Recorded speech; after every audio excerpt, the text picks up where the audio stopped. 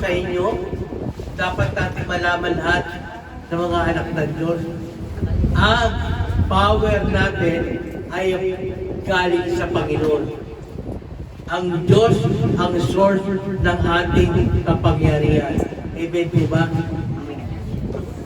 Kaya ako, lagi ko sinasabi sa inyo, katulad ngayon, next month, March, camp na po natin. Sinabihan ko si Sister Jennifer, kahit alanganin yung iba, hindi patiyak ng mga kasama, magpalista.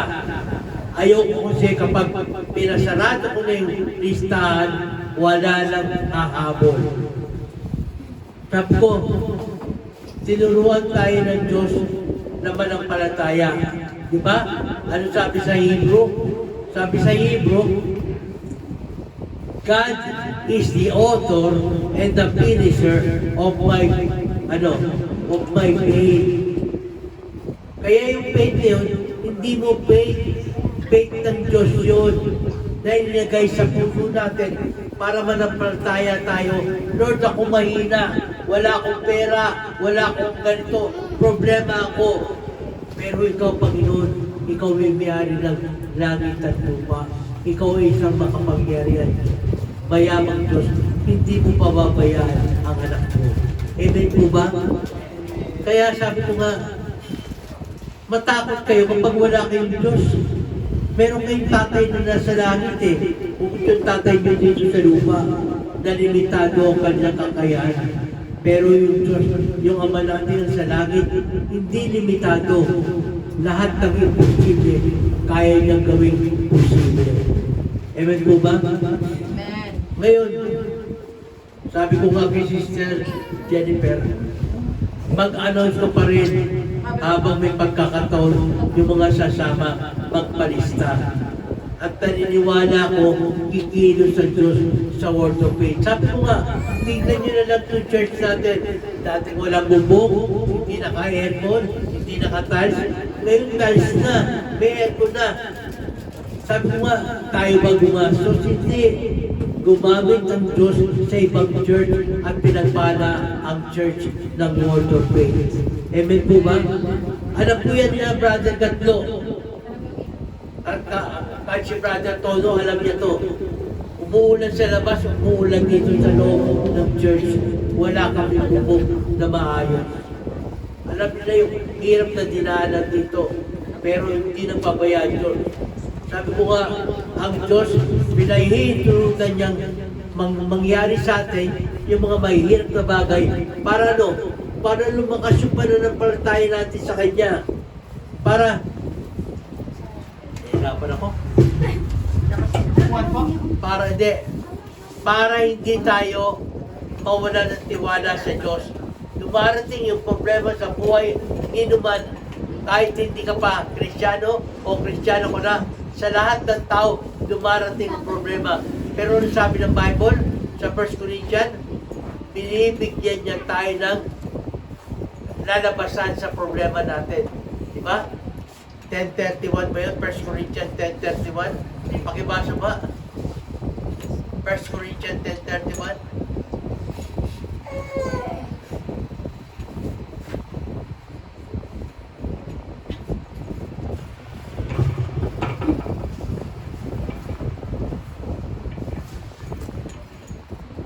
You don't like this, you know? Okay. Narinig naman ako, di ba? Amen. Tapos, nabasa niyo ba 1 Corinthians? Hindi ba gumagana yun, bro? Palyado na po. Yan. Palyado. Kasi sabi ko katulad yan, projector. Wala tayo yan dati. Pero may provide. Siguro ipag-pray natin, mag-provide ng Panginoon na talagang magpo-concentrate, gumagamit ng laptop para dyan. Amen.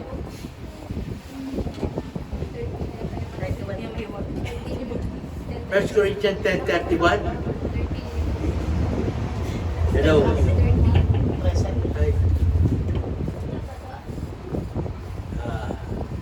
Okay. Tara na tayo ng mic. Praise God.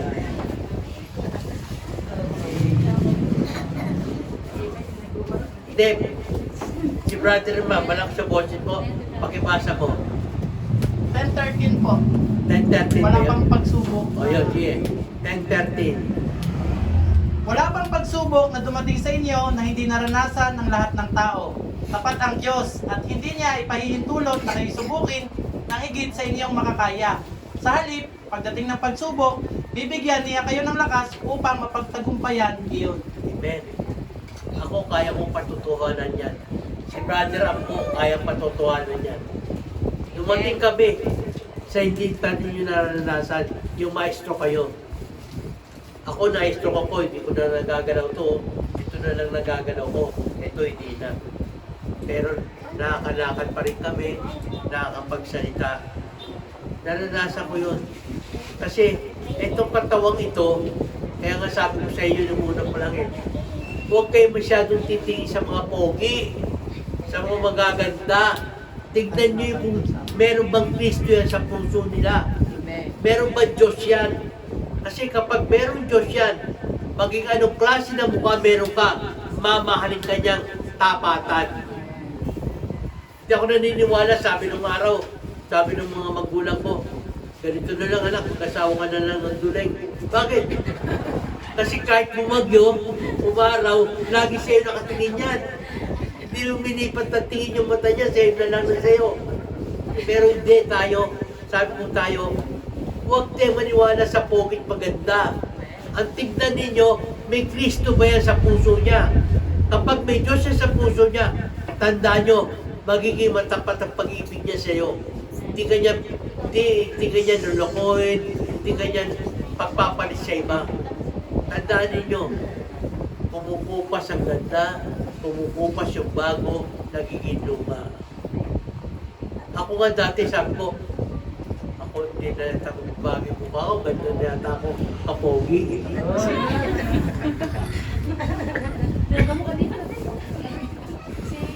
Pero kapag tumatanda ka na, nagbabago yung mukha mo. Alam niyo yun, di ba? Opo, Pastor. Kasi pogi din yan, pero after 20 years, ito mo na mukha ni brother. Ang pogi na lang itong anak niya. At yun, salamin pa. Kasi nga, kaya yun ang Diyos. Kaya ayaw niya ako. Naranasan ko dito yun kasi sabi nga ng mga yun dati, napakahigpit mo ng pastor, pati yung mga personal namin, pinakikialam mo. Yan nga personal ang dahilan kung bakit napunta si Jesus Christ dito eh. Di ba? Nabasa niyo yung Samaritan sa John chapter 4. Sabi ng Panginoon sa Samaritan, sige, bibigyan kita ng the living water. Pero dalhin mo yung asawa mo. Pinersonal siya ni Jesus Christ eh. Kaya ang bilis siya sumugot, sabi niya, Panginoon, wala akong asawa. Sabi ni Jesus Christ, totoo, sinabi mo, wala kang asawa. Pero 5 ang kinakasama mo. So, ibig sabihin, 5 lalaki niya. Wala nga siya asawa, pero 5 lalaki niya. Pinersonal siya ni Jesus Christ, kaya natauhan siya. Kaya sabi ko tayo, ang tinitingnan ni Jesus Christ, makapasok tayo hanggang sa buhay na walang hanggan. Hindi lamang doon sa pintuan. Kaya ako nasabi sa atin, dahil lagi tayong hindi nawawala ng problema sa araw-araw. Sino nawawalan dito ng problema? Diba? Wala. Kahit yung pinakamayamang tao, kahit yung presidente, may mga problema. Kahit yung hari, may mga problema. Ang Diyos lang ang walang problema. Pero anong ginagawa ng Diyos? Pinipilit siyang kunin yung problema natin. Di ba? Anong sabi sa Matthew chapter 11? Chapter 12 ba yun? Yung sabi niya, lumapit kayo sa akin, kayong nabibigatang luba. Lahat ng bigatin ninyo, ibigay nyo sa akin at bibigyan ko kayo ng kapahingahan. Tingin mo Diyos yun? Yung Diyos na walang problema, gustong kunin yung problema natin. Ganun niya tayo kawahal. Kaya itong topic natin sa umaga, ang Diyos ang kapangyarihan natin. Siya pinakasort. Pero sabi ko nga, dapat naka-plug-in ka. Alam nyo ba yung plug-in? Di ba may saksakan yan, yung saksakan. Para gumana itong speaker na to, isasaksak mo dun sa kuryente para magkaroon siya ng power. Tayo naman dapat lagi may connected sa Diyos para magkaroon tayo ng kapangyarihan. Kasi siya ang ating power eh.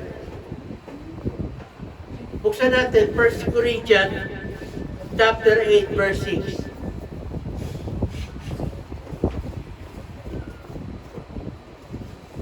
First Corinthians chapter 8 verse 6.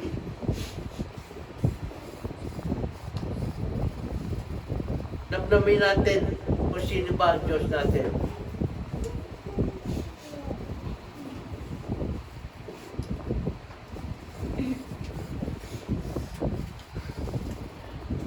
Ah, ah.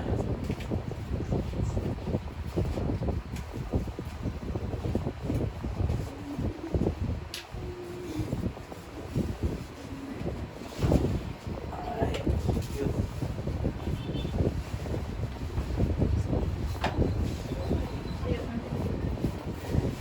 First Corinthians chapter 8 verse 6. Yan.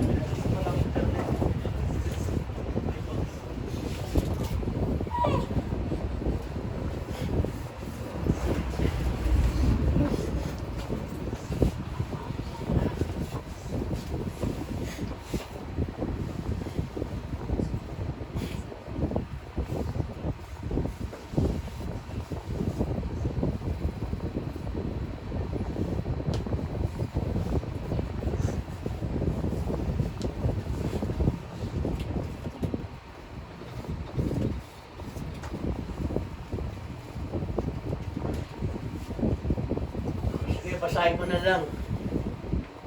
Okay? Pakinggan nyo na maigi at namnamin nyo. Ang sabi sa verse 8, verse 6, subalit para sa atin ay isa lamang ang Diyos, ang Ama na lumikha ng lahat ng bagay at tayo nabubuhay para sa Kanya. Isa ang Panginoon, si Jesucristo, at sa pamamagitan niya, nilikha ang lahat ng bagay at sa pamamagitan din niya, nabubuhay tayo. So, ipinapakita dito yung ginawa ng tatay natin. Siya daw gumawa ng lahat ng bagay. Tapos sa Panginoon, siya ang lumikha ng lahat ng bagay. Kung maunawaan ninyo, sabi sa John, in the beginning was the Word.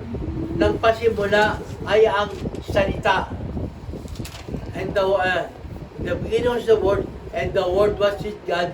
Ang salita ay suma sa Diyos. At ang salita ay Diyos. So, ibig sabihin, akala ninyo wala si Jesus Christ sa Old Testament. Siya po yung salita. Nung sabihin, let there be light. Nagkaroon ng liwanag. Kaya, kasama ang Panginoon sa plano ng Ama nung gawin ang buong mundo at pati ang tao. Dito pinapakita na makapangyarihan yung kinikilala nating Amang nasa langit at ang Panginoon, Jesus na ating Panginoon. Wala nang lalagpas pa o tatapat sa kanilang kapangyarihan. Ultimo si Satanas, pinipilit ni Satanas maging kapantay ng Diyos, hindi siya umubra. Kaya tinapon po siya dito sa lupa. Dati siya nasa langit eh. Kasi siya yung katiwala ng Diyos. Ang pangalan niya, Lucifer. Siya ang pinakamagandang anghel sa langit noong panahon na yon. Pero lumaki yung ulo niya. Gusto niya lumaban sa kanyang creator, sa Diyos. Hindi siya umubra. Kaya anong ginawa? Tinapon siya. Inalis siya doon sa langit. Kaya nga, si Satanas po, kilala niya kung tayo nasa Diyos at si Jesus Christ ba ay Diyos. Kilala niya. Kaya magtataka kayo, nung sa Acts, nabasa niyo siguro yon, yung mga gumagayang Kristiyano na faith, Maraming fake na Kristiyano gumagaya. Sabi ng fake na Kristiyano, gagayahin natin si Pablo. Gamitin natin yung pangalan ni Jesus. Magpalayas tayo ng masamang espiritu ng demonyo. Ginawa nila. Nakita nila merong napoposes, naaalinhan ng masamang espiritu. Ginamit nila ang pangalan ni Jesus para lumayas sa demonyo. Pero nagulat sila, nagsalita at sumagot ang demonyo. Ang sabi ng demonyo sa kanila, si Jesus at si Pablo, kilala namin. Pero kayo, sino kayo? Kaya tayo mga Kristiyano, hindi tayo pwede magloko sa mga demonyo. Alam ng demonyo kung totoo kang Kristiyano o fake kang Kristiyano. Ngayon, dito sa binasa natin sa 1 Corinthians chapter 8, verse 6, ipinakita na yung Ama natin na sa langit, isang dakilang manlilika. Nilikha niya lahat ng bagay na nakikita natin sa mundo. Siya po may likha nun. At si Jesucristo kasama sa manlilika na lumikha din ng sanlibutan ito. Kaya nga tayo, sabi ko nga, meron tayong source, meron tayong pinagkukunan ng ating kapangyarihan. Kaya tayo mga Kristiyano, hindi tayo walang kapangyarihan, meron tayong kapangyarihan. Sapagkat ang kasama natin ay ang Diyos. Kaya dito, ang tanong na lang dito, baka hindi ka nakaplakit? Baka hindi ka nakasaksak sa saksakan na para maramdaman mo yung kapangyarihan ng Diyos sa buhay mo? Yun ang tanong. Kaya sabi ko nga minsan, kayong mga Kristiyano, tayo mga Kristiyano, huwag nating isa-isip na lagi tayo nakatayo sa Panginoon. Baka bigla na lang tayo mabuwal. Tandaan po natin, ang mga Bible may pasubali. Masasakit na nakalagay, nakasulat na sabi, baka akala mo nasa pananampalataya ka pa, nung pala wala ka na pala, itinakul ka na ng Diyos. Kaya sabi ko nga mga kapatid, kilala natin ang sarili natin sa harap ng Diyos. Tanong, may perfecto na bang Kristiyano? Dito nagtatanong ako kahit sa sarili ko, wala pa pong perfectong Kristiyano. Hawakan mo yung katawan mo, paluin mo ang pasi mo, di ba nasasaktan ka? Meron ka pang laman na ginagawang bahay ng iyong spiritual life. Nung naging Kristiyano tayo, nalaman natin dalawa pala ang katawan. Isang physical at isang spiritual. Nandito po tayo sa physical. Di ba pinapakain natin ng ulam? Pinapainom natin ng tubig? Pinapakain natin ng masasarap na bagay? Yan yung physical para lumakas tayo. Masama ba yun? Hindi po masama yun. Kasi, etong tinitira nating bahay, bagamat nasisira to, nagkakasakit, nabubulok, kailangan mong pakainin yan. Kasi kung hindi, mamamatay ka. Diba? At yung espiritu mong katawan na nakalagay dito, mawawala, nilipat, aalis. Kaya itong katawan natin, pinapakain natin, pinainom natin, pinipisa natin. Pero, wag mong gagawin yung mga bagay na masasama. Yung mga nagdodroga. Alam nyo ba, dito noon tinanong ko dito sinabi, Pastor, masama ba minom ng alak? Mapupunta ba kami sa impyerno? Sabi ko, wala po kayong mababasa sa Bible na masamang uminom ng alak at mapupunta kayo sa impyerno. Ang may nakalagay lang po sa Ephesians o sa Efeso, huwag kayo uminom ng alak na nakakalasing. Tanong, yung mga anak mo ngayon na nakakalasing o hindi? Nakakalasing. Di ba nakakalasing? Nandirito ako, nag-o-observe ako Minsan gabi, magigising ako, nagsisigaw sa kalsada. Nakita ko na huba. nakaubad siya sa kalsada umiihi. Sabi ko, nagagawa niyo kasi hindi na siya normal. Hindi na siya normal eh. Binalot na siya ng espiritu ng alak eh. Abnormal na siya eh. Meron dyan, magtatay, nag-aaway. Dahil siya, parehong nalasing eh. Nakalimutan na nung anak ko, tatay ko pala to. Uy, ano ko pala to? Yun ang nadudulot ng espiritu ng alak. Kaya sabi ko nga, yun po nakalagay sa Ephesians. Huwag kayong uminom ng alak na nakakalasing. Kasi sabi po ni Pablo, si Pablo nagsabi ang alak daw ay gamot sa sakit ng tiyan. Yung sinasabing wine. Di ba may alak na whiskey, yung matapang, alcohol. Meron namang isa, wine, galing sa prutas. Gamot daw yun sa sakit ng tiyan. Pero yung mga tao, hindi ginawang gamot eh. Ginawang bisyo. Pag naglabas na ng mesa, naglabas ng bote, mapubuting usapan na habang may alak inom. Katagal-tagal nakita mo nakatayo yung bote na lang. Yung mga umiinom, nakabagsak na. Diba? Kaya nga, adult game, linggo ngayon. Pag linggo, hindi na mawala ng inuman dyan sa looban namin. Bisa umaga pa lang nag-uupisa na eh. Para magsabit na sabit silang uminom. Sabi ko, ano to, bakit sila uhaw? Imbis na dapat uhaw sila sa salita ng Diyos. Ayaw nila.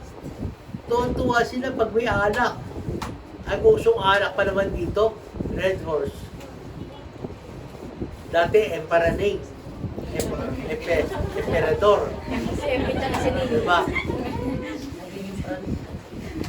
At natuklasan ko pa dito sa San Pedro. Mas malakas uminom ang babae kaysa sa lalaki. Grabe kasi natulog ako doon sa may dating lugar ni Kade. Di ba may video ko siya? Umaga hanggang gabi, tara! Sigaw na sigaw, tinitingnan ko sa butas. Sayawan yung mga babae. Puro babae lang sila. Pero hindi natapos sa inuman. Hanggang inabot na sila ng umaga, inom pa rin. Grabe. Kaya mga lalaki dito, matapang sa ibang lalaki, pero pag sa asawa, mga duwag yan. Pag tinawag ng asawa, lapis ka agad. Yes, dear. Kaya nga sabi ko nga, alam mo ba, yun ang nagiging alipin sa isang tao dahil nadaya siya ng mundo eh. Kaya itong pinag-uusapan natin, para magkaroon ka ng kapangyarihan na mamoksi mo yung kaaway na yan. Ano sabi? Dapat nakasaksak ka sa connection mo sa Diyos. Konektado ka sa Diyos. Kaya yung unang-una, para malaman mo nakakonekta ka sa Diyos, magamit mo yung kapangyarihan mo.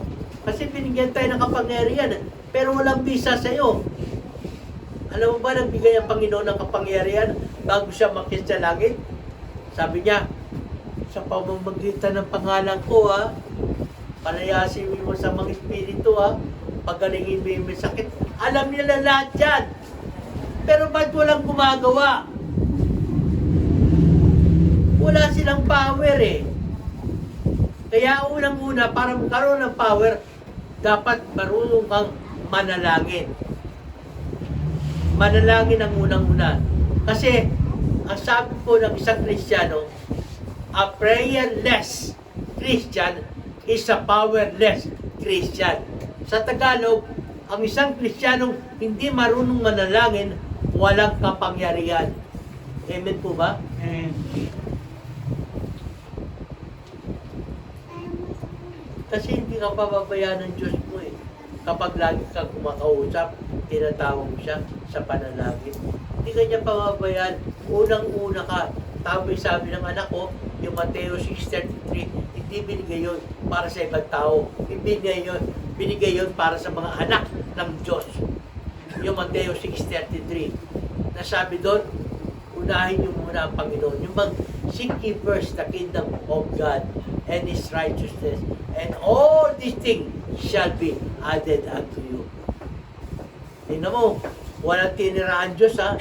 Pag sinabi niyang lahat ng bagay ay idaragdag niya sa iyo, gagawin niya yun.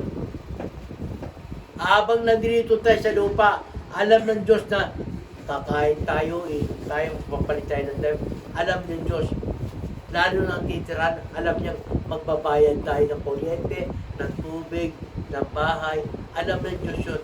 Kaya nga sabi niya, anak, seek ye first the kingdom of God. Hanapin niyo muna ang kaharian ko. Anong ibig sabihin ng hanapin muna ang kaharian niyo? Ang ibig sabihin, pagharian ka ng Diyos. Kasi kung hindi ang Diyos nag-ahari sa iyo, hindi mo makakamtan yung lahat ng bagay. Kasi pag ang Diyos nag-ahari sa iyo, sagot ka niya sa lahat ng bagay. Siya magbibigay sa iyo ng lahat ng pangangailangan mo sa buhay. Kaya nga number 1, matuto tayo manalangin.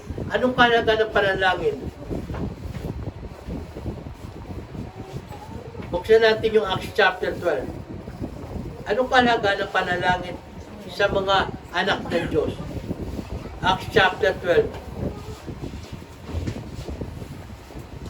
Pwede na magamit yan.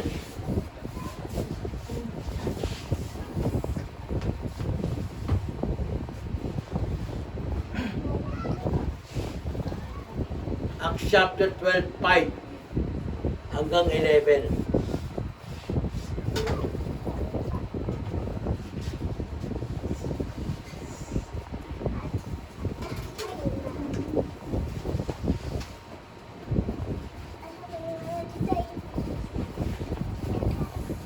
Acts chapter 5. Acts chapter 12, verse 5 hanggang 11. Para makita natin ano ang nagagawa ng panalangin. Bakit tayo dapat manalangin?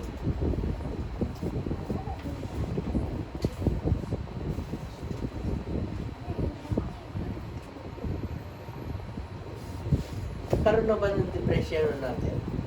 Laptop lang. Yung laptop ko, nag-hack. Palitan na natin laptop. 5 agad. Yung keyboard niya ba? Yan, first Peter yan eh. Acts Acts chapter 12, yan, 5, yan. Apo. O sa English na lang. Tagalogin ko. O yan, tatagawin yung brother. Sabi sa verse 5, Peter therefore was kept in prison, but prayer was made without ceasing of the church unto God for him. Si Pedro daw, nakapilit sa kulungan.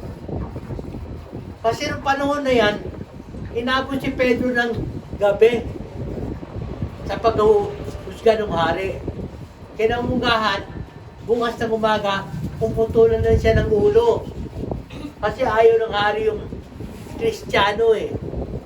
Inabot siya ng gabi, kaya nakapahinga. Kaya sinabi diyan, nakulong na siya. Pero, nananalangin yung ibang mananampalataya habang nakakulong si Pedro. Nananalangin. Sabi sa verse 6,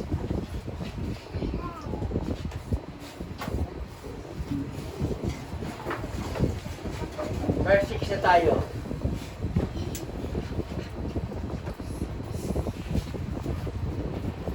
Yan. And when Herod, who then brought him forth, the same night, Peter was sleeping between two soldiers, bound with two chains, and the keepers before the door kept the prison. Diba, tindi ha?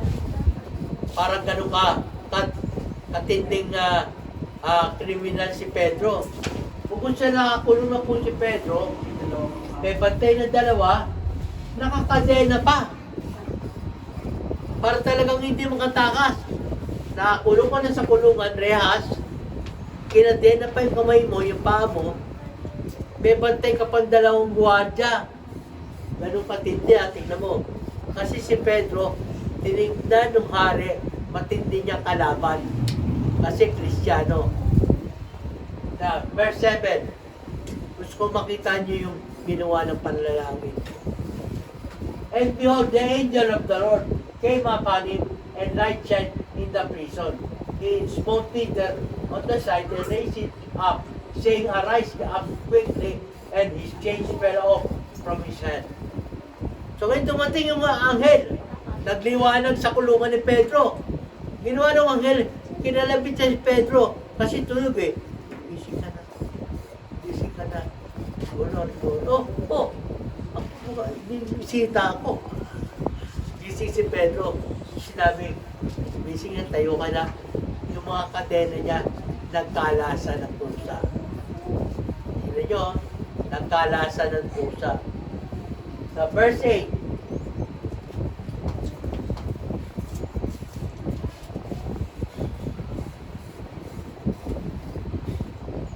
and the angel said unto him, Guard thyself and bind on the sandals. And so he did. He said unto him, Cast thy garment upon thee and follow me. So ibig sabihin, pinasuot ng anghel yung dapat niyang isuot sa kanyang katawan. Pati sandals, pati yung garment na gawin niya. Pinasuot. Kasi lalabas na sila eh. Walang kalam lang si Pedro na lalabas na sila ng kulungan. Kasi kung hindi, pag sikat ng araw bukas ng umaga, puputulan siya ng ulo ni Heron. Diba? O, next, verse 9. And he went out and followed him and wished that it was true, which was done by the angel. Habang lumalabas si Pedro, nagdududa siya. Totoo kaya? Totoo kasi. Akala niya na nanaginip lang siya. Totoo ba to? So, yun. Nakita niya sa vision niya yun. Akala niya vision lang. Hindi niya pala alam actual na yun. Natatakas na siya. Kasama nyo kaya na yun. So, verse 10. 10 ba tayo? 10. When they were past the first and the second ward, they came unto the iron gates, and that leaded unto the city, which opened to this own accord. And they went out and passed on through on street, and forthwith the angel departed from him. Nung mangyaring, nakalabas na nga siya. Nakalabas na si Pedro sa unang pintuan. Maraming pintuan eh. Hindi ka basta-basta makakalabas eh. Yung mga kwadya, nakalabas siya, nakalakad. Doon lang niya nalaman na totoo pala yung nangyayari. Hindi vision. Saka biglang nawala na yung anghel. Nakalabas na siya. Gustong labas ng kulungan lugar ha, napunta na siya sa kalsada. So, nangyari na yun. So, ibig sabihin doon na siya naniwala na hindi pala vision o pangitain o panaginip ang nangyari sa kanya. Totoo pala. Bakit nangyari yun? Dahil nanalangin lahat ng mga kapatiran kung siya nasa kulungan. Nanalangin sila overnight prayer. Kaya sabi ko nga, tayo mga Kristiyano, gawitin natin yung panalangin para yung power na source na kailangan natin sa Diyos magamit ng bawat isa.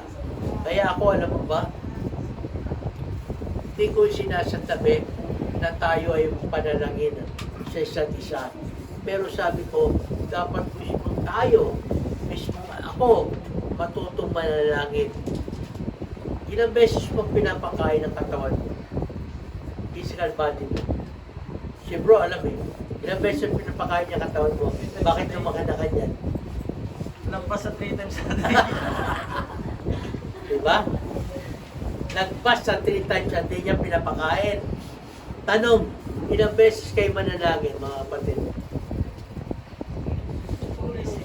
Pag-isip, pagkain, pagtulog. Alam niyo ba yung sinasabi sa Bible na pray without ceasing? Hindi man ito actually na tuloy-tuloy manalangin mo na tumitigil hanggang sa gumabi. Ibig sabihin, manalangin ka na huwag mong pakaligtaan sa isang araw na manalangin ka. Pag-isip mo sa umaga, magpasalamat ka, nagising ka pa. Pagdating ng tanghalian, magpasalamat ka, may pagkain kang kakainin. Kasi yun ang gusto ng Panginoon eh. Lahat na nangyayari sa buhay natin, pagpasalamat natin sa Panginoon. Kasi bakit? Subok na siya eh. Diba? Hindi lang itong nakalagay sa Bible na itong mga kapatid ng araw, sila lang ang marunong manalangin. Hindi po. May mga marunong din sa ating manalangin at patuloy na nanalangin sa Diyos. Wala tayong ibang kakampi. Hindi ang pera natin, hindi si nanay, hindi si tatay, kundi ang Diyos. Wala tayong pinikapitan eh. Kasi ang Diyos lang po ang hindi nauubusan ng pagpapala. Yung kakilala mong tao, malamang kakilala mo siya, matalungin siya na nagbibigay ng tulong. Pero tandaan ninyo, hindi habang panahon o oras-oras nasa maganda siyang kondisyon. Kasi kapag ang tao nilapitan mo, ang tao nangangailangan din ng tulong. Hindi lang tayo. Pero ang Diyos hindi nangangailangan ng tulong. Nagbibigay ng tulong. Saan sa kanino tayo lalapit? Siya nangangailangan ng tulong o siya nagbibigay ng tulong? Gamitin natin yung sense natin. Ang lapitan natin, yung nagbibigay ng tulong. Huwag itong mga tao na nangangailangan ng tulong na lapitan mo. Baka mapahiya ka.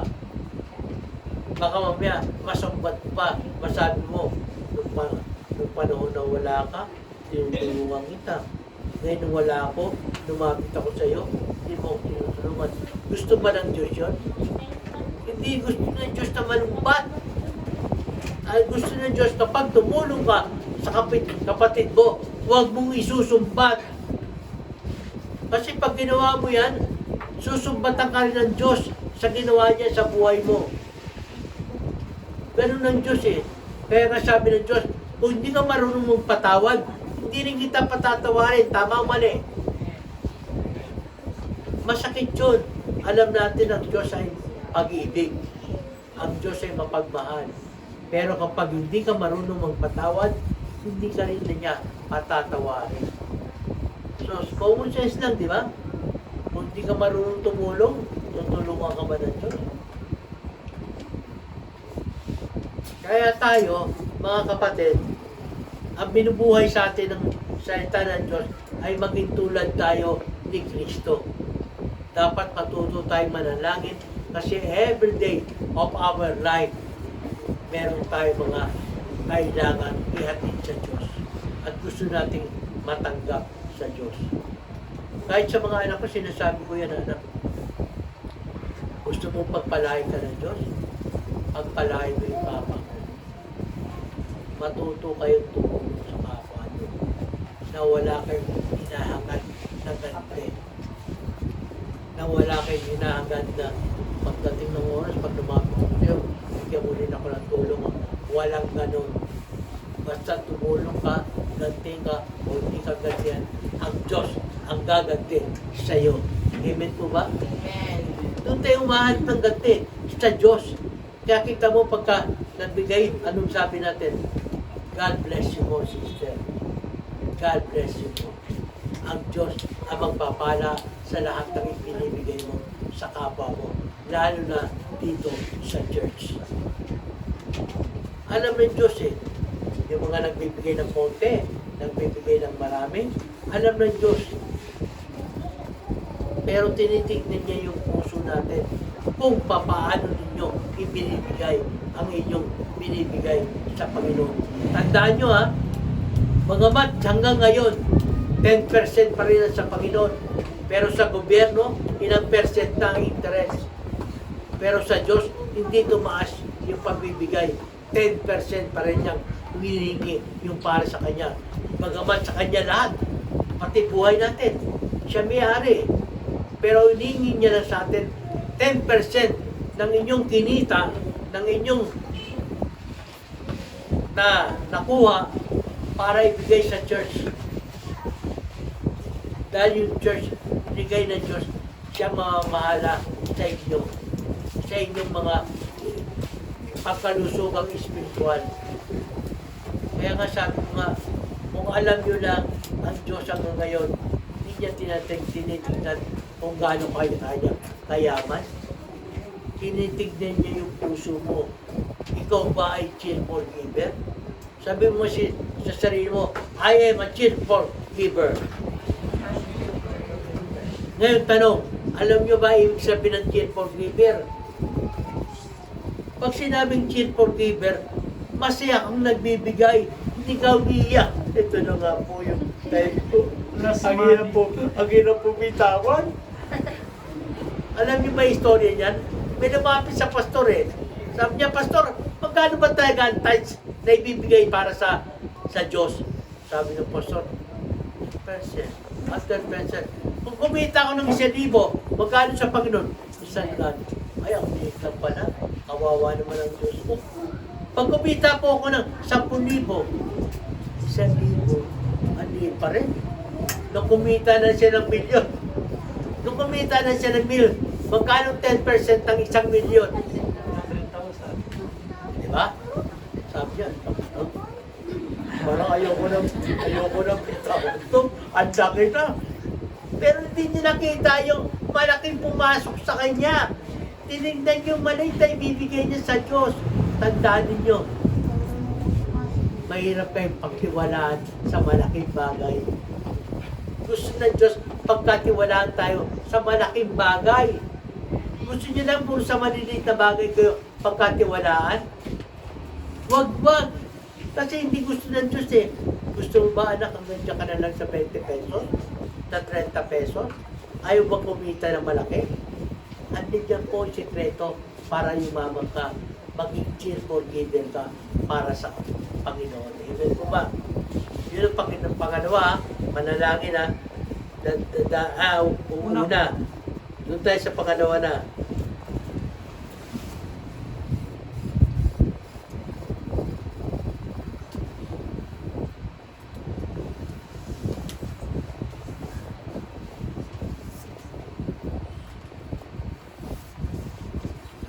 Ay. Hinihingal ako.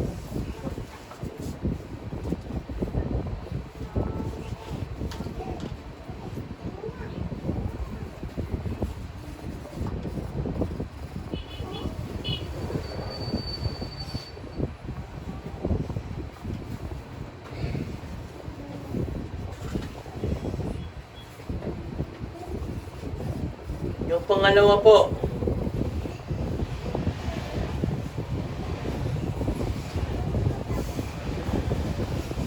sundin natin ang tagubilin ng Diyos para sa atin.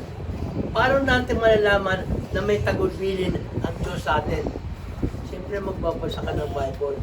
Sino dito natutulog? Sino dito ang nagbabasa ng kanilang cellphone dahil nandun yung Bible? Mga kapatid, masakit ang damdamin. Totoo yun. Yung mga Kristiyano, naging tamad. Umaasa na lang sa pastor na ito nakalagay sa Matthew ganito. Yung pastor nagsasalita, sila taga-tanggap na lang. Apo.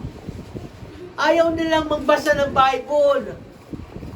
Paano yung malalaman yung tagubilin ng Diyos sa inyo? Diba? Napakalaga po ng tagubilin ng Diyos. Baka akala nyo tayo ng problema. Noong unang panahon, maraming problema ang mga mananampalataya ng Diyos.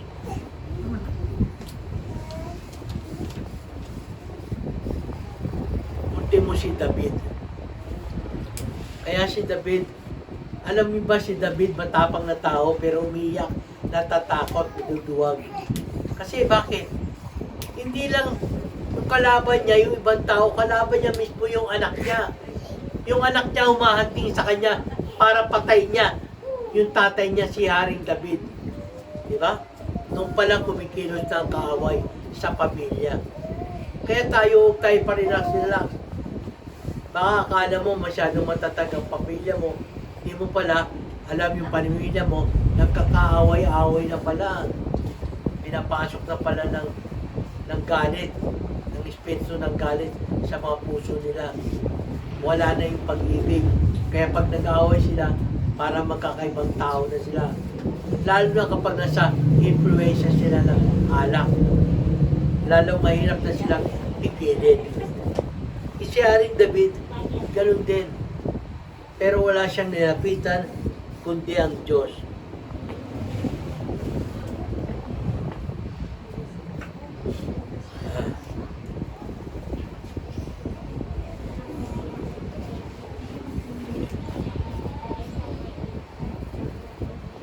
Buksan natin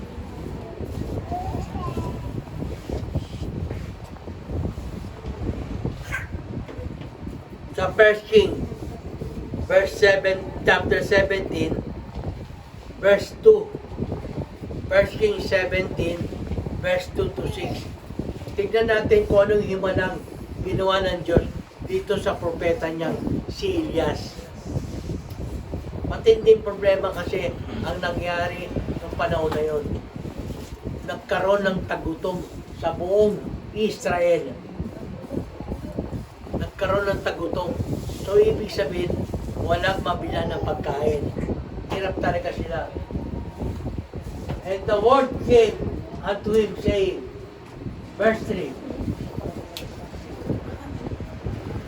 Get ye hence, and turn ye eastward, and hide thyself at the brook Cherith that is before Jordan. Inutusan niya si Elijah. Sabi niya kay Elijah, umangon ka, pumunta ka dito sa eastward, at doon ay magtago ka na muna, doon sa malapit sa Jordan. Tapos sa verse 3, ano sabi sa verse 3 kay Elijah?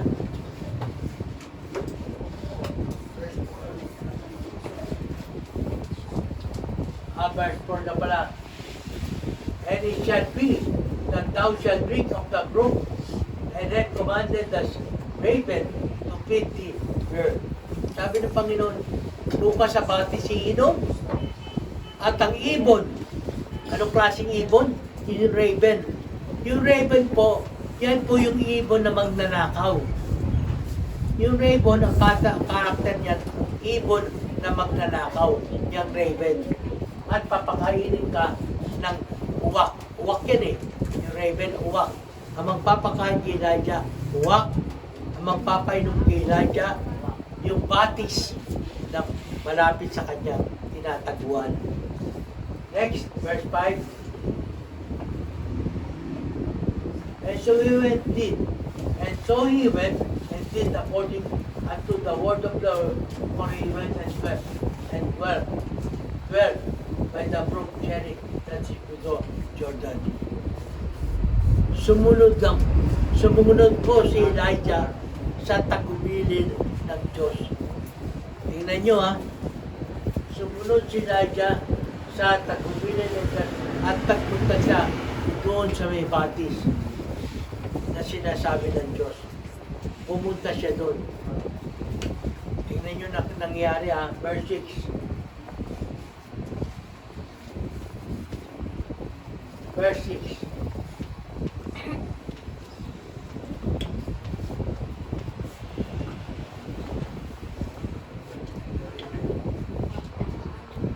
And the ravens brought him bread and flesh in the morning, and bread and flesh in the evening, and he drank of the brook.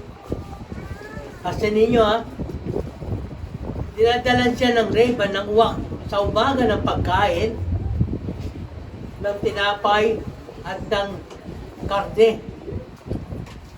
Pero yung sa umagang pagkain, hindi na yun ang pagkain niya sa gabi. Pagdating po ng gabi, dinadalan pa siya ulit ng panibago na pagkain ng uwak, tinapay at ng laman ng karne. So, sa 8, ano ba tayo? 7. And came to chapter 1, the brook dried up because there has been no rain in the land. Dahil sa sobrang pagtagto yun, pasalamat nga po tayo, hindi tayo kasama doon sa La Niña. Yung ibang probinsya, umaangal na, sobrang tagto yun. Pero may ibang probinsya, maangal naman. Sobrang tubig, nagbabaha, marami nawawasak, namamatay. Ganun. Tapos verse 8, ginawa pa ng Diyos, hindi napigilan yung init. Yung batis na iniinuman ni Elijah na tuyo. So wala rin siya naiinuman, ang sabi. And the word of the Lord came unto him, saying. Pangalawa na yan. Una, dumating sa kanya sa salita ng Diyos. Pangalawa, kaya tayo mga kapatid, kaya gusto kayong magbasa ng Bible. Baka may revelation ng Diyos sa inyo. Uy!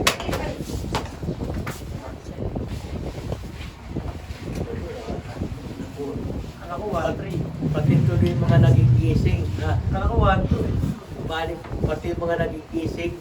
Natutulog, nagising.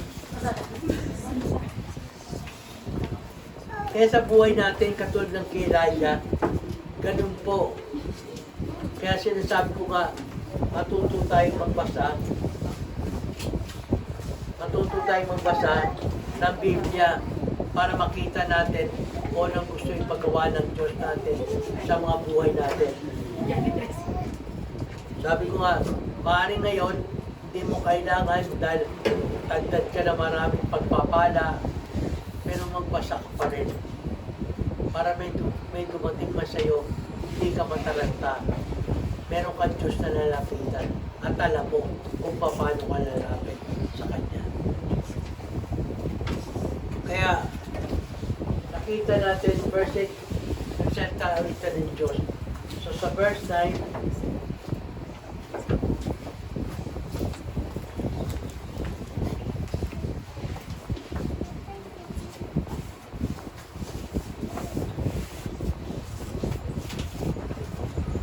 verse 9 na tayo, verse 9. Yan.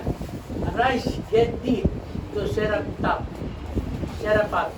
which belongs to the Sidon. And dwell there, behold, I commanded a widow, woman there to sustain thee. Dito naman, ang tindi ng Panginoon. Gusto pa ikita ng Panginoon kay Elijah kung anong uri ng tao, ng hayop, ang ginagamit niya.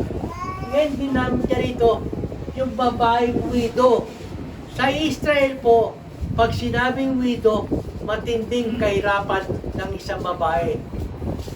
Kasi pag namatay yung asawa niya, at yung ari-arian ng anak ng asawa niya, kukunin ulit sa kanya yun. So walang matitira sa kanya. Kundi pati anak niya kasi itong widow, wala pala siyang anak. Widow siya. Kaya nga sa Bible, lagi sinasabing example, pag widow, tulungan ninyo. Kasi ganun ang patakaran sa bayan ng Israel.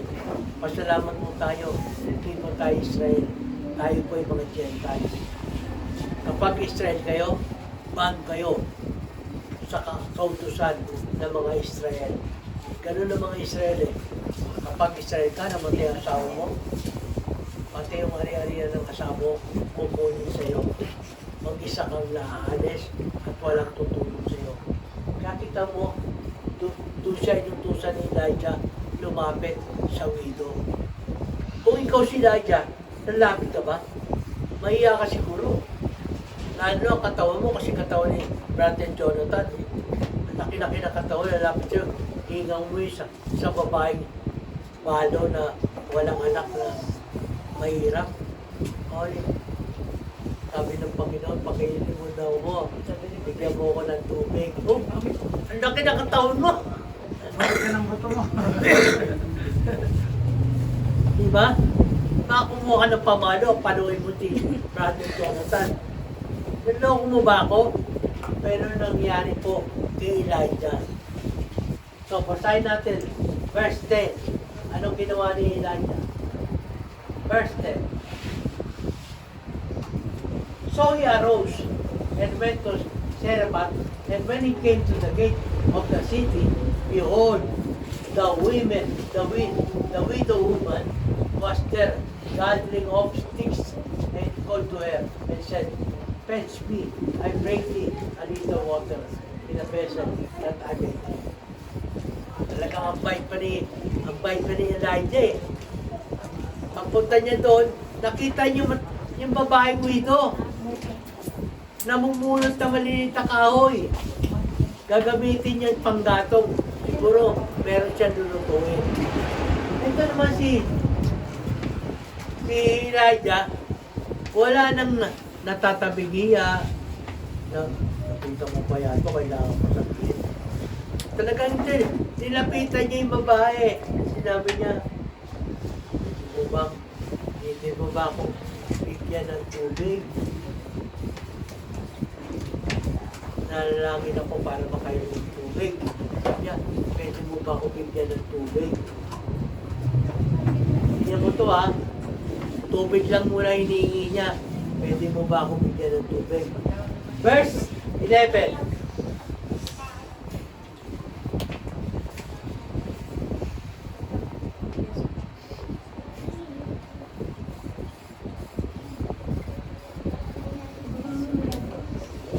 And she asked, and as she was going to bed, he called to her and said, bring me, I pray thee, a morsel of bread in thy hand. Tingnan mo yan ha.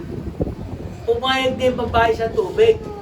Na hinihingi niya, pumayag yung tubig eh. Yung babae, bigyan siya ng tubig. Aalis na. Nung aalis na pambira, may pahabol pa si Jonathan. Pwede mo ba dala ng kapirasong hamburger? Ha? Tinapay. Humingi pa si Jonathan ng tinapay. Ang kapal mo naman. Diba? Si Elijah, humingi pa ng tinapay. Pumayag na nga sa tubig. Pati pa tinapay, hihingi. Eh, tagutom. Sa lugar nun, talagang wala makakain. Tagutom. So, verse 12.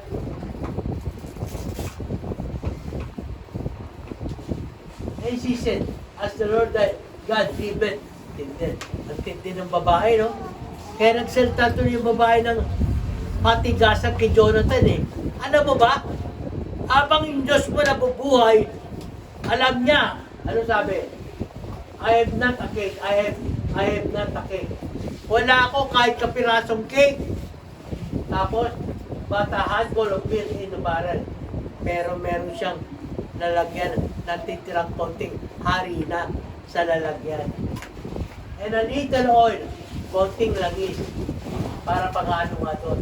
Behold, I am gathering 2 sticks that I may go in and dress it for me and my son. Then we may eat. Then we may eat it and die. Ito ng babae. Tinignan niya si Brother Jonathan kung makumbisi niya. Yung ano matawag nun? Yung mga sinasisan, di ba? Nagsasalita tayo sa kapwa natin ng gano'n. Yung parang pang-awa effect. Para mapalitan natin,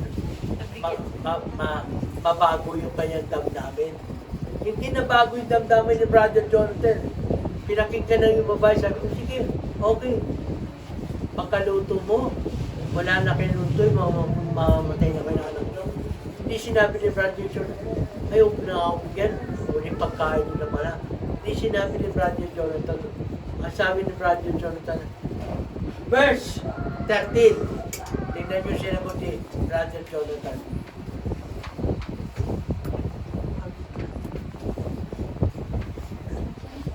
And Elijah said unto her, fear not, go and do as I told has said, but make me thereof a little cake first, and bring unto me, and after make for thee, and for thy son. Di ba, napiti Jonathan, sabi niya, huwag ka naman takot. Basta paganda mo muna ako ng papakain mo sa akin. Pag nakakain na ako, magawa ka naman sa'yo, tsaka para sa iyong anak. Nakalimutan ni Jonathan sinabi ng babae. Nung sabi ng babae, meron akong konting harina, tsaka konting langis. Ito na yung huli namin pagkain. Pero si Brother Jonathan, in-insist niya pa rin, huwag ka nang matakot. Pakainin niyo muna ako. Tapos magluto kayo sa inyong sarili at kumain kayo. Sabi, kung ikaw yung babae malo, baka masabi mo na lang yung dyan sa mukha ni Brother Jonathan. Wala ka bang understand? Hindi mo ba ako naintindihan?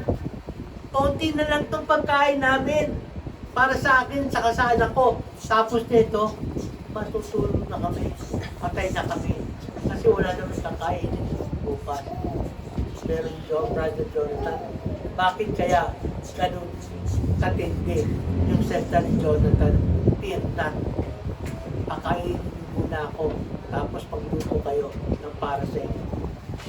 Kasi si Brother Jonathan, nakakunik sa Diyos eh. May power siya eh. Alam niya kapag ginawa ng mabayon, hindi magugutom ang babae at saka yung anak niya. Ako naman ako talaga yung kapangyarihan ng Diyos yung panahon ng kay Elijah. Nakakaawa, isang propeta lalapit, hingi ng pagkain, pero hindi pinabayaan ng Panginoon. Ang ginawa niya pa, umanap pa ang Panginoon para pagpalain niya sa pamamagitan ni Propeta Elijah. Nakita niya yung babae paano. Kaya nga, sabi ko nga, kapag anak ka ng Diyos, konektado ka sa Diyos, hindi ka mauubusan ng kapangyarihan. Kasi yung kapangyarihan mo, nagagaling sa Diyos. Ano man ang pangangailangan mo, kapatid, pag sa Diyos ka nakakonect, bibigyan ng Diyos ang pangangailangan mo. Faith lang po ang kailangan natin. Kaya si Brother Jonathan, binigay example, sa kanya ko nakita eh. Nung nagpatotoo siya, tumasok sa isip ako, ganun dapat. Sabi niya nung nagpatotoo siya, naghanap siya ng trabaho, sabi niya hindi malaking sweldo. Ang inahangad niya lang makapag-service tuwing Sabado, Linggo. Binigay ng Diyos sa kanya no, bagamat maliit ang sweldo, hindi siya namili. Ganon ang mga sundalo ng Diyos, hindi nakatingin sa sweldo. Sapagkat ang lahat ng pangangailangan natin sa Diyos nagmumula. Diba? Mateo 6:33. Ginawa ni Brother Jonathan yun kasi alam niya, inuuna niya ang karya ng Diyos. At sabi ng Panginoon, kapag inuuna niyo ang karya ng Diyos, daragdag ko sa inyo ang lahat ng pangangailangan niyo. Hindi kayo pagkukulangin ako. Kahit ako'y nagsasalita ganito, ramdam na ramdam ko sa salita ng Diyos sa buhay ko. Gusto ko sa inyo rin. Makita niyo yung kapag nakakunik kayo sa Panginoon, hindi mo wala ng kapangyarihan, may power kayo. Kaya nga, tayo po yung karugtong ng Panginoon. Tayo na ngayon yung gumagawa ng ginagawa ni Jesus Christ. Siyempre, kung ginagawa natin yung gawa ni Jesus Christ, may power tayo. Hindi pwedeng wala tayong power. Naalala ko nung una pa lang ako dito, nagsalita ako sa Panginoon eh. Sabi ko, Lord, kung hindi mo ako sasamahan dito sa San Pedro, iiwanan ko to, bababa ako. Doon na lang ako sa church namin sa Manila. Pero pinakita ng Diyos yung kasagutan niya.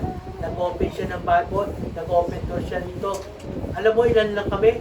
7 lang kaya kami, ano? Titistigo si Brother Gato, si Brother Tono. Ilan lang kami? 7 lang kami, 5. Pero umayaw ba ako? Hindi ako umayaw. Sabi ko sa Panginoon, pag ako mag-isa na lang sa church, sabi ko maging 3 lang itong Panginoon. Hindi ko ayaw. Patuloy ako, maglilingkod sa inyo. Dito ako tumira. Halos 4 na taon na 5 taon. Dito po ako tumira. Hindi ako umuwi sa amin. Nakain ko lahat nito ng style na pagkain. Yung mga pagpag, alam ni Nanay Loni, doon ako makain sa kanila eh. Pagluto na yung pagpag, pasto, luto na. Kain na kami. Tapos si Brother Ricky, sinusupply na ko ng itlog. Yung itlog na galing sa basura, sabi ko, anong ginagawa sa itlog? Nilulubog muna sa tubig. Lahat ng lumulutang, itatapon. Lahat ng lumulubog, kinukuha. Ito si Brother Ricky, dati nagsiservice ngayon, wala na eh. Kakatok niya sa akin, Pastor, ito na yung itlog rasyon. Inalaga ko rin. Ang kasama ko pa dati, maliit pa si Butchoy. Pati si Butchoy, hindi na nagsisimba. Sabi ko nga, hindi tao ang inayawan mo, ang Diyos. Natutuwa pa ako yung Butchoy dati, maliit pa yun. Tatakbo dito sa church yun, kakatok sa akin. Pastor, pray na tayo. Pastor, pray na tayo. Siyempre, pag nag-pray kami, may pagkain kami. Papabili ako ng pasin, palisan, kakain kami. Kaya nga sabi ko nga, lahat ng ginagawa natin, tinutulong natin sa tao para sa Diyos yun. Kaya nga sabi ko nga, ang Diyos natin, hindi bulag. Nakikita niya lahat ng ginagawa natin. Kapag ginagawa natin para sa kanyang kalwalatian, pagpapalain tayo ng Diyos. Yan po yung nangyari kay Elijah. Kaya dahil na sa kanya yung power ng God. Tingnan mo, hindi naubusan. Sa verse 14, hindi na naubusan pagkain yung babae palo.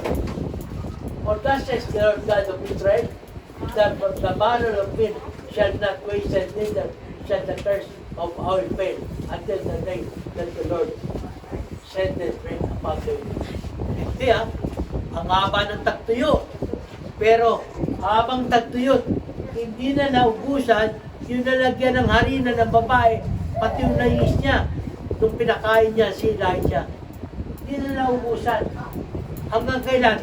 Hanggang sa dumating ulit yung tag-ulan. Hindi mo? Ibang klase pumili sa Diyos, hindi parang pang isang araw lang, hanggang sa mawala yung tag-ulan. Kaya, sabi ko mga kapatid, meron tayong source of power, ang Diyos. Pero dapat alam nyo kung nakako na kayo. Okay? So, number 3 na tayo.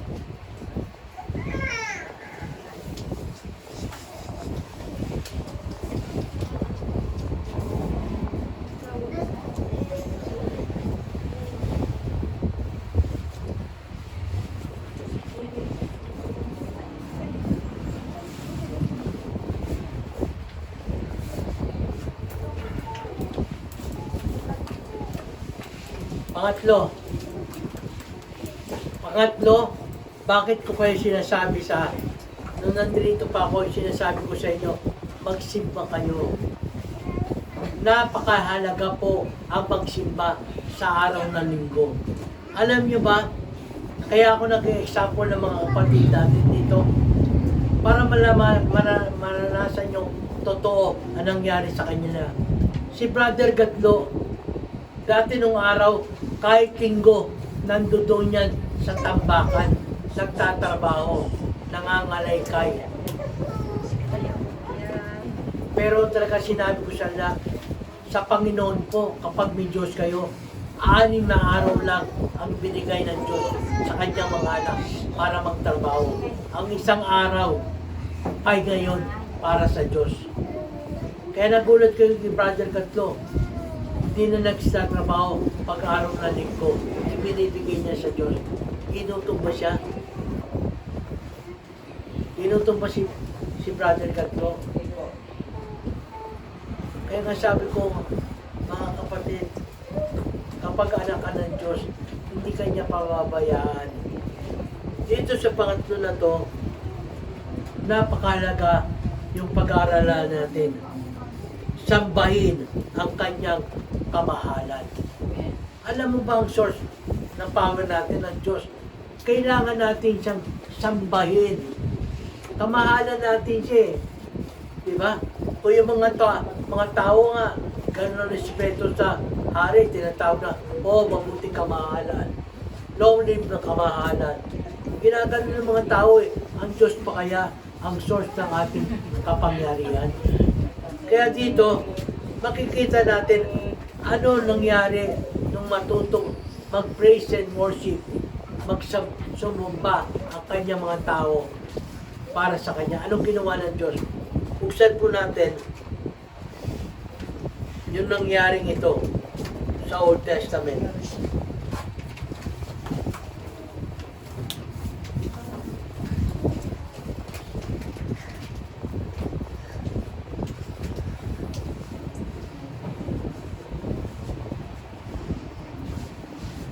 Psalms chapter 22, verse 19 muna.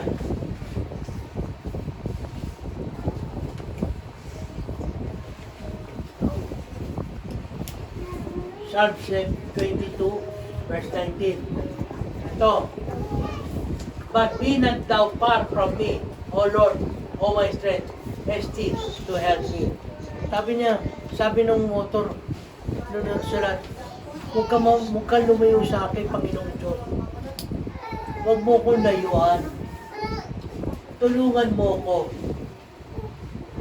Lumalapit siya sa Diyos niya. Ganon din dapat tayo.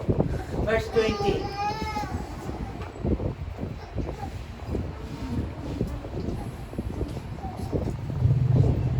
Deliver my soul from sword of darning, from the power of the dog. Itong dog sinasabi dito, ito yung mga kaaway ng mga anak ng Diyos na talagang handang patayin sila. Kaya sabi niya, i-deliver mo ako, ligtas mo ang aking kaluluwa. Verse 21. Save me from the lion's mouth, for thou hast heard me from the horn of the unicorn. Talagang wala siyang ibang nilalapitan kundi ang Diyos. Sinasabi niya yung baksik na kanya mga kaaway, pero sinasabi niya rin yung kanyang kalagayan. 22.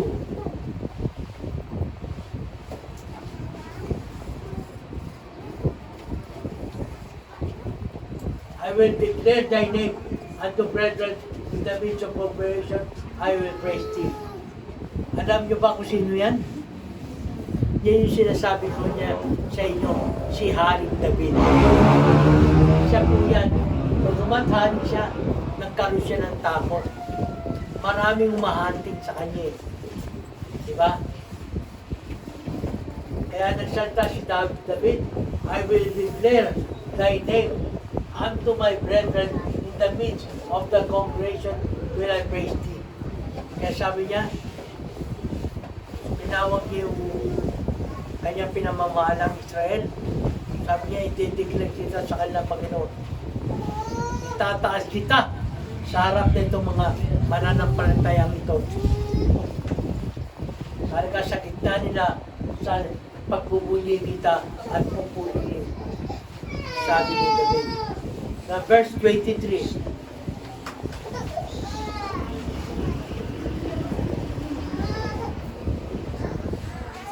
He that fear the Lord, praise Him. Only the seed of Jacob, glorify Him and fear Him. Only the seed of Israel. Lahat daw ng pag-aari ng Diyos, purihin siya, sambahin siya. Kaya nga, ang pagsisimba natin dito, tutusin, lahat tayo, tinatawag ng Diyos na lumapit sa Kanya para purihin at sambahin siya. Sa 24 na, for he has despised nor abhorred the affliction of the afflicted, neither hath he his face from it, but when he cried unto him, heard. Ano sabi? Lahat na nararamdaman natin sakit, hindi niya pinapawalang bahala. Pagkos sasabi niya, kapag sila umiyak, dirigin ko sila. Ay, sabi niya, unto him and heard him when they cry. Kapag umiyak kayo sa tatay nyo, hindi niya kayo pababayaan, titingin niya kayo. Kasi mga anak kayo eh. Kaya tayo mga anak ng Diyos, gusto niya mag-aaral ng pagsamba, sumasama tayo, nagsasamba. Sabi ko nga, kasi dito sa ating lugar, paglinggo lang, nakapagawa ng gawain ng bahay. Nakapaglaba, lahat ang ginagawa nila, ginagawa nila pag-aaral. Hindi nila sinama sa schedule ang Diyos. Tanungin mo sila, meron ba kayong schedule para sa Diyos? Pag-araw na linggo, hindi sila makakasagot. Kasi ang schedule nila sa gawain bahay. Tanong, nabuwas ba? Naubusan ba silang gagawin? Hindi sila magsisimba. Walang schedule ang Diyos sa kanila eh. Kaya pasalamat kayo, binigyan nyo ng schedule ang Diyos sa buhay nyo. Kaya mararanasan nyo, bawat cry nyo, bawat pag-iyak nyo sa Diyos, tiringin na kayo. Amen? Sinasabi niya eh, but when he cried unto him, he heard. Pinakikinggan niya kapag tayo umiyak sa Kanya, pakikinggan ng Diyos. Verse 25, my praise shall be of thee in the great congregation. I will pay my vows for them that fear. Kaya si David, gano'n na lang, hindi siya nahihiyang pagsabi sa congregation, sa lahat ng anak ng Diyos. Meron tayo ng Diyos na dapat natin natakutan at purihin. Tayo yung mga anak na dapat hindi umalis sa tatay natin. Kahit marami tayong problema na mamaya pagtapos ng church, pag-uwi natin, isa sasalubong tayo. Totoo yun eh. Noong bagong taon, sayang-saya kami. Putukan eh. Pagtapos ng alas 12, bumungad sa amin, puro problema. Si Kere nagkasakit, hindi na kaya sa bahay, tinakbo sa ospital. 3 araw sa ospital. Tapos yung 2 anak niya, sabay pa nagkasakit doon sa bahay kasama namin. Hindi pa natapos yun. Ilang araw, namatay naman yung tiyahin namin, yung lola nila. Nagkagulo sa bahay. Kasi hindi sila mga Kristiyano. So nagkagulo sa bahay. Pero inayos ng Panginoon yun hanggang sa mailibig yung lola namin. Kaya praise God talaga. Kaya totoo sinasabi ng Panginoon. Kapag nakakulit tayo sa Kanya, meron tayong power. At kapag may power ka, ano sabi? Sa 1 John 4:4. Punta na muna natin 1 John 4:4 para malaman mo kung sino ka sa mundo ito. Unang Juan 4:4.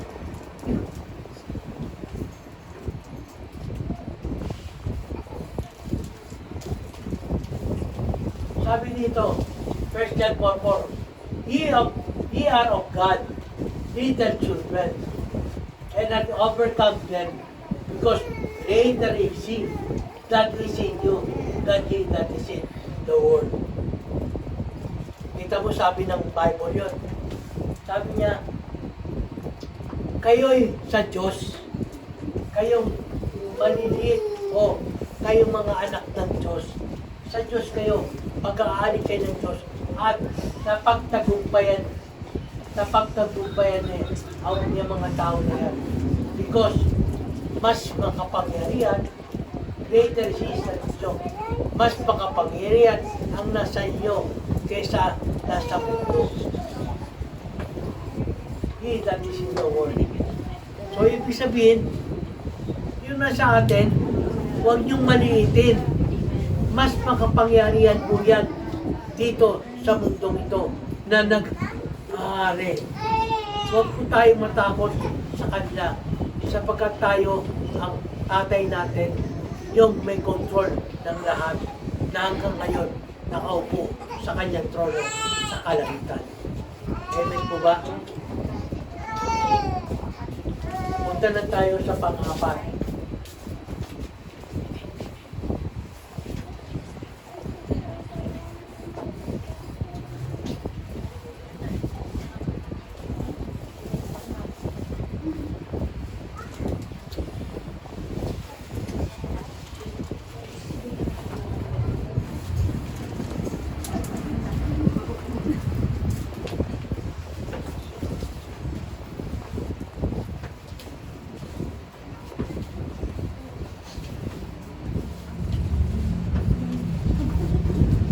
Ito yung pang-apat.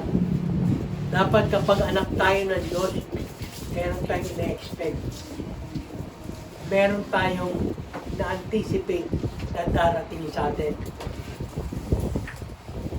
Dapat handa tayo na tayo sabik na sabik na matanggap yung blessing ng Diyos para sa atin.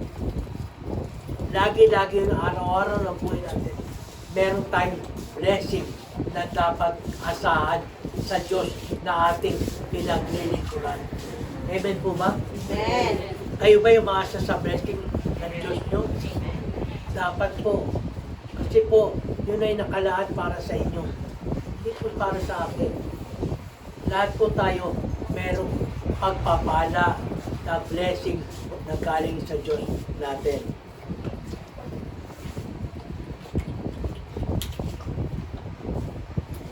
Gustong-gusto ng Diyos natin na dapat inaasahan mo yun.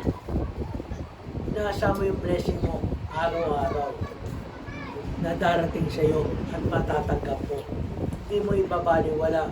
Laging sasabihin mo, Lord, ako ting umaga, sinasabi mo agad, Panginoon, maraming salamat sa mga pagpapalang nakalaan sa akin sa araw na ito, kasama ng mga kapatid ko sa iyo, Panginoon.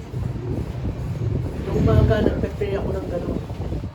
Yung mga, sabi ko, Lord, lalo na yung mga bagay na hindi namin kayang gawin, ikaw ang patuloy na gumagawa nito para sa amin. Amen. Kasi lahat ng bagay, hindi natin kayang gawin. Pero may mga bagay na pinapagwaya sa atin ng Diyos na kaya natin gawin. Katulad na lang nung sa church ng Manila, may camp ngayong March. Alam mo ba, si tatay, 60 years old na eh. Matanda pa nga sa akin eh. Alam niyo ba, ang trabaho niya, malabo na mata niya, hindi pa siya, pedicab driver pa siya. Tipatyak. Sabi niya, sabi ko nga, siguro po akong sasakay, hindi ako sasakay. Malabo niya mata, tapos mahina pa yung tenga. Pero alam mo, ang kinatuwa ko, nandun ako eh, pag linggo, maaga siya nagbibigay, nakasobra eh. O sister, sabi nung sabi nung treasurer, ano po ito tayo?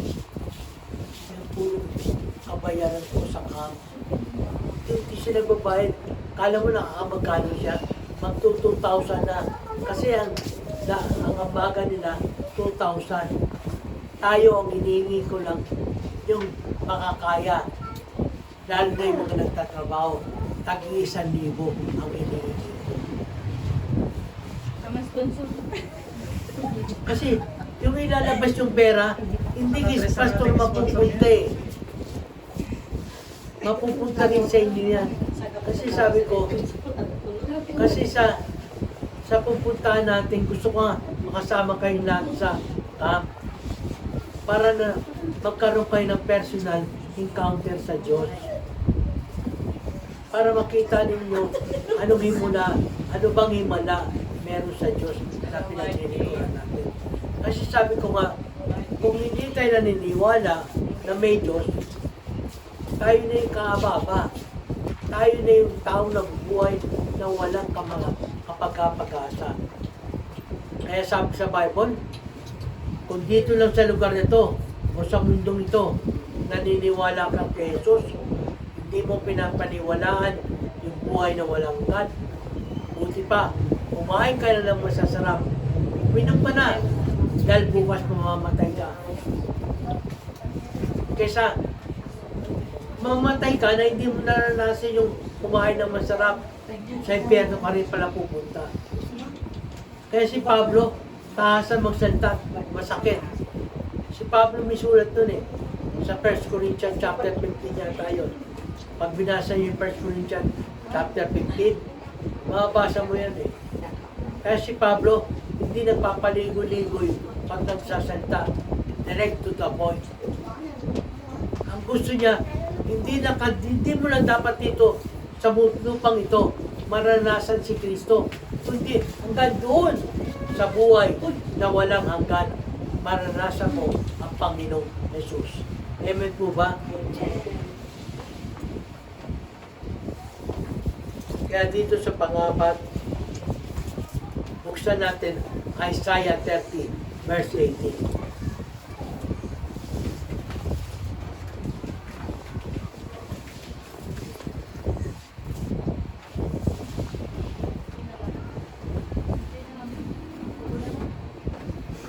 And therefore will the Lord wait.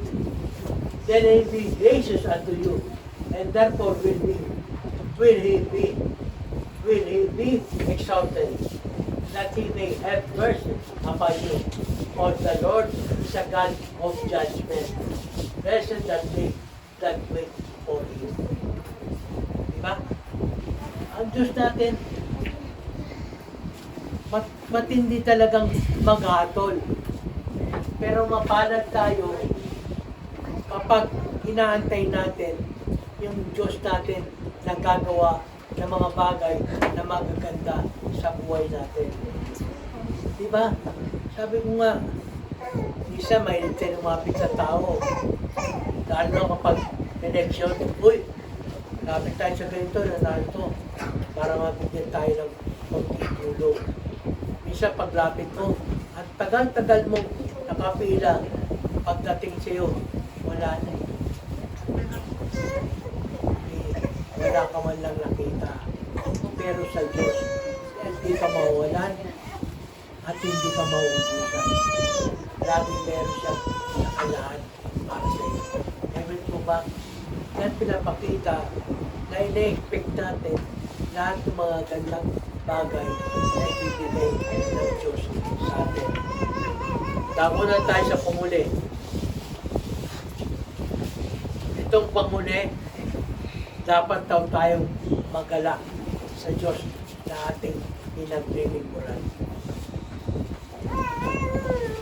Sabi ko nga, sila Pablo, ramdam na ramdam niya yung Diyos sa buhay nila noong panahon na yun. Bakit kaya? Bakit kaya ramdam na ramdam ni Pablo?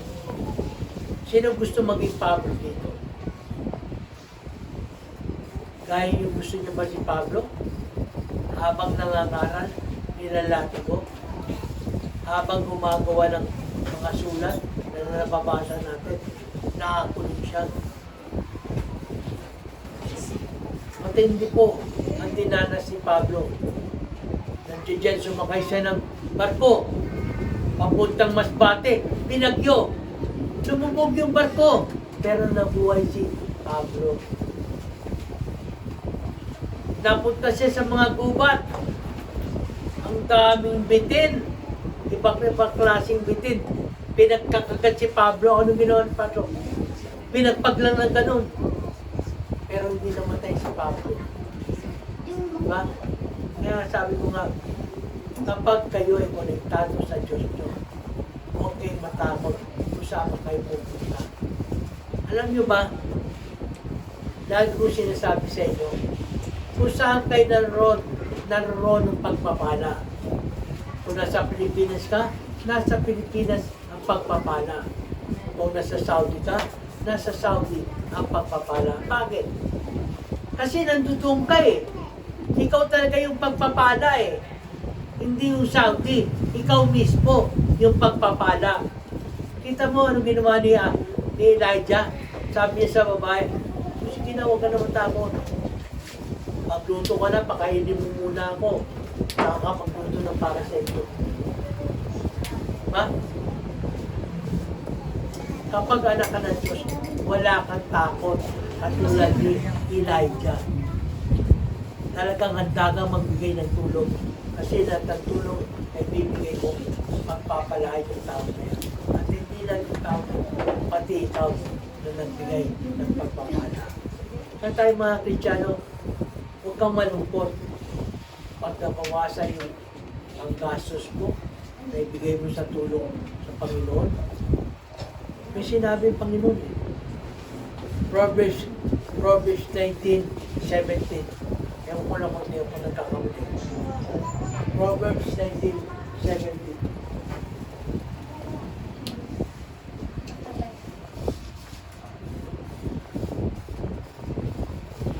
Yan. Sabi niya, better is the poor that walketh in his integrity than he that is perverse in life and is full. Verse 17 na lang. Verse 1 yan. Proverbs 19, verse 17.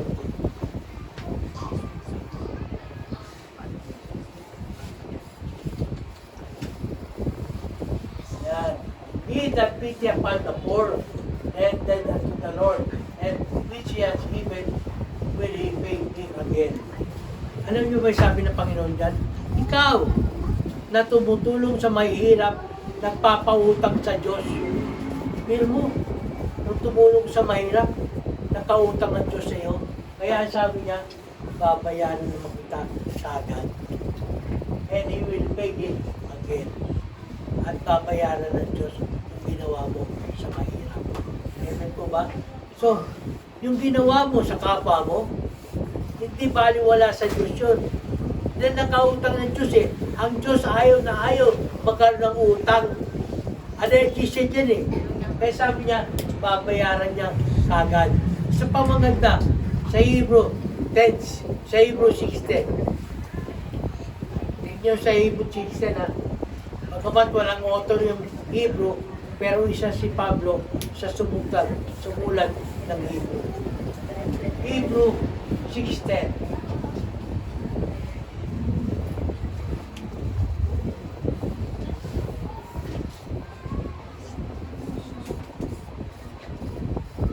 Sabi dito, for God is not unrighteous to forget your work and labor of love, which ye have sown toward His name, in that ye have ministered to the saint and to minister.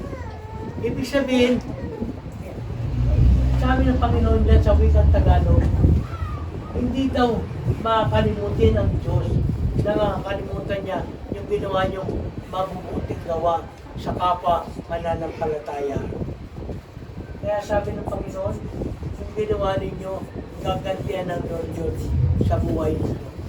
Kaya tayo, umiikot lang yung pagpapala natin sa kapwa mga Kristiyano. Kaya huwag yung sarado yung pinto sa kapwa nyo mananampalataya. Yun ang gusto. Kaya si Pablo natutong magalak sa Panginoon. Kasi nga, nakita ni Pablo kung paano umilos sa kanya ang Diyos habang siya nakakulong, habang siya nangangaral. Nakita ni Pablo lahat yun at hindi siya pinabayaan ng Diyos. Ewan po ba? Kaya meron ako 3 bagay na gustong iwanan sa inyo na huwag niyo makalimutan. Itong 3 bagay na ito yung God is for me, yung God is for me, God is with me, God is working with me. 3 may bagay. Punta natin yung God is with me, yung number 1. God is with me, Deuteronomy 3:16. Habang kayo nandito sa lupa, dahil anak kayo ng Diyos, huwag kayo matakot. Deuteronomy chapter 3, verse 16. Ang Diyos ay kasama mo. Amen po ba? Naniniwala ba kayo na kasama niyo Diyos? Sabi niyo Deuteronomy 3:16. And unto the Rehoboth and unto the brothers, I came from here even before, even unto the river Arnon, of the valley of the water, and even there, this is the whole children of Ammon.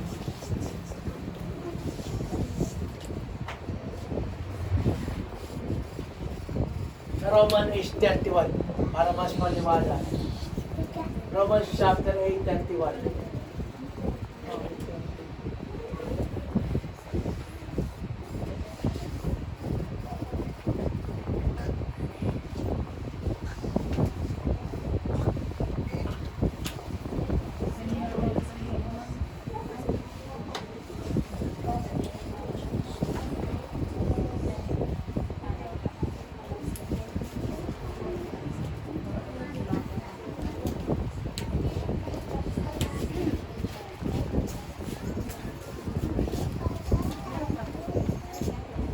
Psalm 68 na lang. Psalm 68. Psalm 68.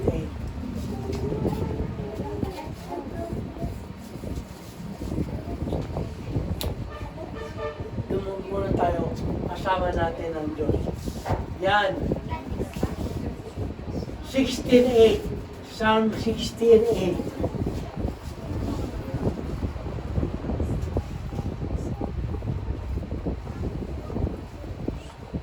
Napagod na ba kayo? Parang ako napapagod. 16:8.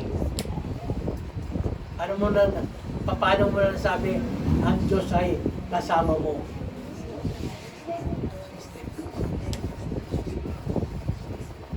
16:8 ha? 16:8.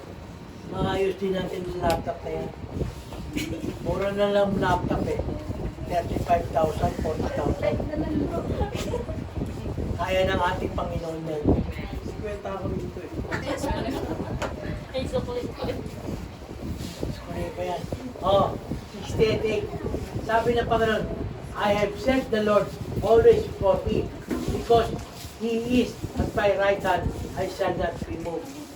So sabi niya, lagi ng Panginoon kasama niya because lagi siya nasa right hand, I shall not be moved. Hindi siya kayang ugayin, kayang sindakin kasi kasama niyo ang Diyos. May Tagalog ko dyan, bro. Basahin mo sa Tagalog. Meron po. 16:8 ha. Aking iniligay na lagi ang Panginoon sa harap ko, sapagkat kung siya ay nasa aking kanan, hindi ako makikilos. Yan. Ibig sabihin, hindi ka kaya sindakin. Kasi nilagay mo posisyon ng Diyos sa buhay mo eh. Kaya nga ako sabi ko minsan, dapat pakisentro ng buhay natin ang Diyos. Diba? Kaya lang minsan malungkot ka. Malungkot sabihin, ang ginagawa ng mga Kristiyano kasi malalakas na Panginoon sa kung nasa tabi. Kaya ko na itong laban.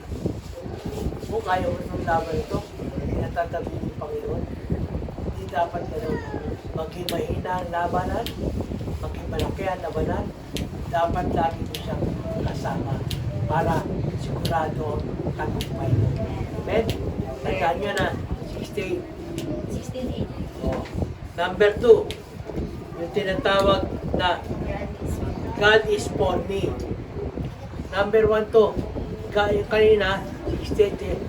Number 1 is with me. Kasama ko ang Diyos. Pangalawa, God is with me. yun yung number 1. God is for me. God is for me. God is with me. God is with God me. is working with me. Yan. God with me, number 1. God is for me, number 2. So God is for me tayo, number 2. God is for me. Diyan papasok yung Romans 8:33.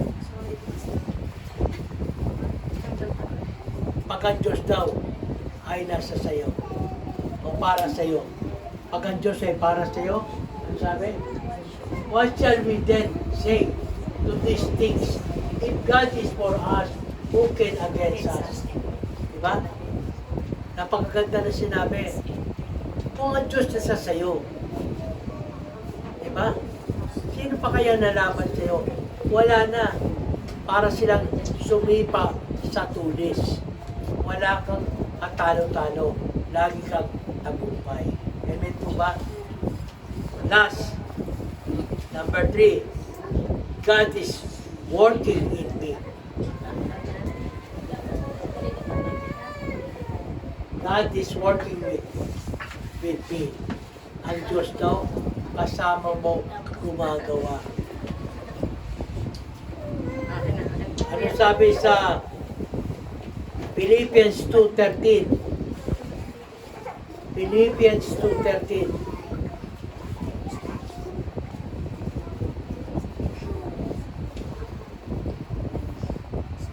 God is working with me. Ay hindi ka matatakot kapag gumagawa ka, kasama mo gumagawa ang Diyos. Ano sabi? For it is God which working in you, both to will and to do the good pleasure. Sa Tagalog bro, ikaw magaling ka sa Tagalog eh. Bible po. Sapagkat Diyos ang gumagawa sa inyo, maging sa pagnanasa at sa paggawa ayon sa kaniyang mabuting kalooban. Amen. Yun po yun, ang Panginoon. Kapag gumagawa kayo, kala nyo, ang kalooban nyo nasusunod. Hindi po, kalooban pa rin ng Diyos ang nasusunod. Kaya nagiging tama ang ginagawa nyo. Amen po ba? Amen. Yan. So ngayon, yan po yung pinag-aralan natin kung paano tayo magiging malakas sa Diyos natin. Kung kapangyarihan niya lumalaw sa buhay natin. Alam na natin ang gagawin natin. Tandaan nyo, number 1 ha, a prayerless Christian is a powerless Christian. Ang isang Kristiyanong hindi marunong manalangin ay walang kapangyarihang Kristiyano. Tandaan nyo yan. Kaya sabi ko, minsan, huwag mong isabihin, napakatatag na, baka mabuwal ka. Kailangan mo pa rin ang connection mo sa Panginoon. Tayo po'y manalangin. Ama namin sa langit, maraming salamat po sa mga. Kayo po ang nagbigay sa kanya ng kapahayagan upang lalo silang lumako sa iyo. Sa